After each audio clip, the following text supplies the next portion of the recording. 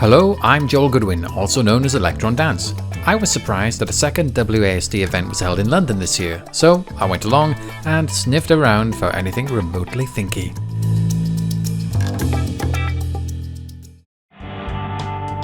Karl Marx argued the real value of any product is in the labour that goes into it, and as a corporation needs to make a profit, what they are actually doing is only paying you for a fraction of your working time and effectively stealing the rest of it. Time Bandit is a satirical game which takes this literally. Billionaires are stealing time crystals so they can live forever, so it's time for the workers to steal them back. It's an odd mix of Cart Life, Metal Gear Solid and Soccerban. Yes, Soccerban, and that's why I've put it in a Thinky Games video and nobody can stop me. Time Bandit, however, takes its theme seriously.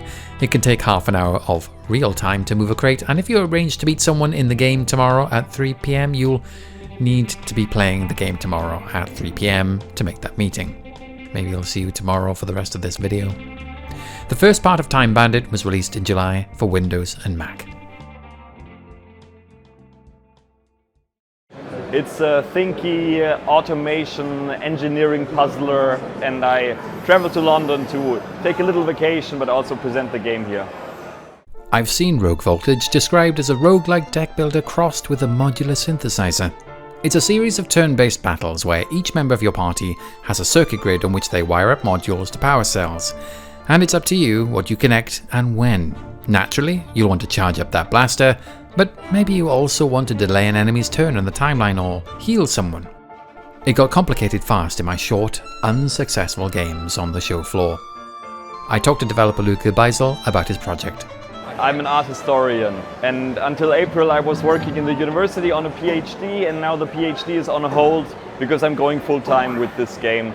I started with the game on the side as a hobby project, and I put some screenshots on Twitter, and from the very beginning people were really receptive to it. They wanted to know if it's a real thing, can we play it? They really liked the idea of the wiring mechanic, and so it became more and more serious. And at one point I figured that maybe it's also going to be like a viable career move for me to sort of develop the game until release. Back then it was sort of like started as a hobby project. This is my story now, yeah. And I really haven't fully explored the design space that those two systems bring. Sometimes the community comes up with fresh new ideas, then I put it all in one big list of to-dos. But there's just so much interesting stuff that you can do between those things. One of the game changers for me was that the modules are also under attack, in the sense that the enemies make them on fire, or freeze them or something. That there's so much fun that can be done. And the latest thing that I've been working on is that the time actually moves backwards. And this is going to be like for the late game, like a sort of mind-blowing moment when suddenly time is actually moving backwards. Rogue Voltage has not yet been released, but a demo is available for Windows. A little to the left is a charming game in which you sort objects. The problem is you don't know how they're meant to be sorted. Some levels are a breeze while some will hold you up, and occasionally a mischievous cat will thrust its paw into the proceedings and muck up your efforts. Errant Signal's Chris Franklin once described this as a game about living with OCD. He might be right. A Little to the Left was released last year for Windows and Mac, but some additional DLC was released in June. Introversion Software have been working away at a space game. In the Last Starship, all you have to do is build a Stargate, but you're probably going to have to buff up your ship, hook up all those internal systems, pick up a few jobs to pay your way, maybe keep some weapons at the ready, and I guess one ship might not be enough. It's currently in early access, and I caught up with Mark Morris from Introversion to ask him about their new title. Yeah, sure. I'm Mark from Introversion, and we've just made a game called The Last Starship, and we're showing it off. It is a starship building game. That would be it. That would be my tagline. And then I would go on and list all the things that you can do in it. But at its core, what we want you to be doing is engineering, designing a spaceship or a space station, completing missions to solve objectives, in eventually a rich open world. We're about 20 years old as a company, and we've made a load of games over those 20 years. I think this is number 7 or 8, I lose track. But we'd never made a sci-fi game. I mean, we hadn't, but we were all big fans of sci-fi. You grew up on a diet of Star Trek and Battlestar Galactica and all of these other great things, And there was a kind of combination of that sci-fi influence and the the modern complex engineering factory games like Factorio and other titles like that, leaning on kind of Minecraft, engine building, world building, all of that kind of simulation stuff. And we wanted to find a way to combine those two tropes. We just tried a number of different ways of like mashing those things together to see what worked and what didn't.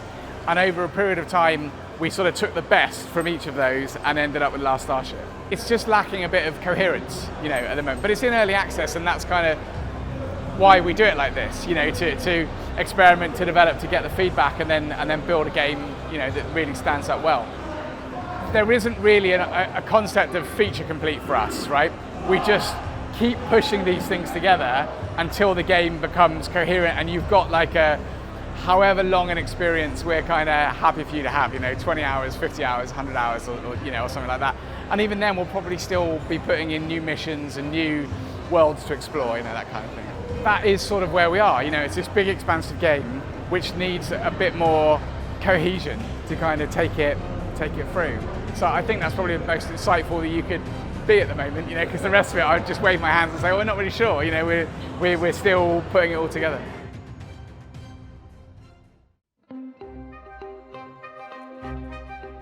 Gubbins is a new word game for iOS devices. The player gets offered sets of letters which can be placed horizontally or vertically. Once they've created a word, they can lock it in and it will pop for points. However, little gubbins will pop up and ruin your best laid plans, kicking letters out of alignment before you're done. But you also get little trick tiles that can help you on your way, such as a piece that rearranges letters or spits out movable S tiles.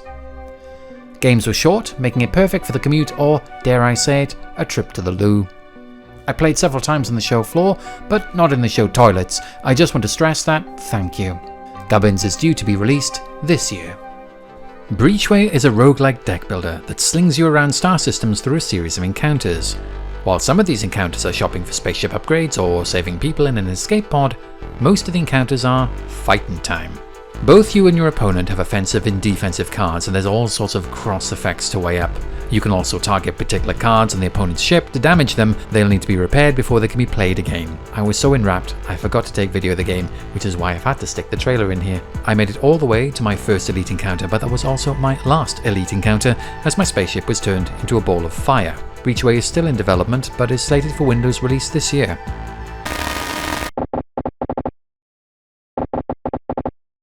I'm happy it's getting there, okay? I'm working with the game. That's upright. Are you kidding me? They want me to put it upright? I already tried out Mars First Logistics back in July, a game where you build custom vehicles to move cargo around on Mars, a planet famously known for having light touch physics. I gave it another go at WASD just to check in. Seems very much like the game I remember. Plenty of fun and occasional shouting. It's upright, come on!